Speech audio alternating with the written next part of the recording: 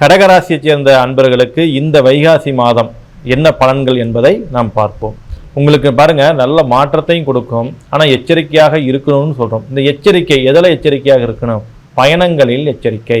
2இல் அமர்ந்த கேது ஞாபக மறதியும் பேச்சில் தடுமாற்றத்தையும் ஏற்படுத்தி கொடுக்கும். தொழில் நன்றாக இருக்கும். உத்தியோகத்தினுடைய உயர்வு நன்றாக இருக்கும். வெளி உணவுகளை தவிர்ப்பது முடிந்தவரை நல்லது. உணவுகளை தேர்ந்தெடுத்து சாப்பிடுவது நல்லது. முடிந்த வரைக்கும் பேச்சில் கவனமாக இருப்பது மிக மிக நல்லது. அதே சமயத்தில் செய்கின்ற செலவுகளுக்கெல்லாம் நீங்கள் கொஞ்சம் கணக்கு வழக்குகளை எழுதி சரியான முறையில் வைத்துக் கொள்ள வேண்டும். புகழ் உண்டு, வளர்ச்சி உண்டு, மாற்றம் உண்டு, வெற்றி உண்டு. அதே சமயத்தில் வித்தை உண்டு, யோகம் உண்டு. இந்த மாதம் பார்த்தீங்கன்னா நல்ல பயணங்கள் உண்டு. அந்த பயணங்கள் ஆதாயத்தை தரும்.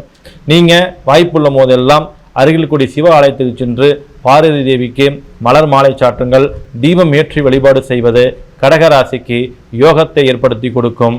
நன்றி, வணக்கம்.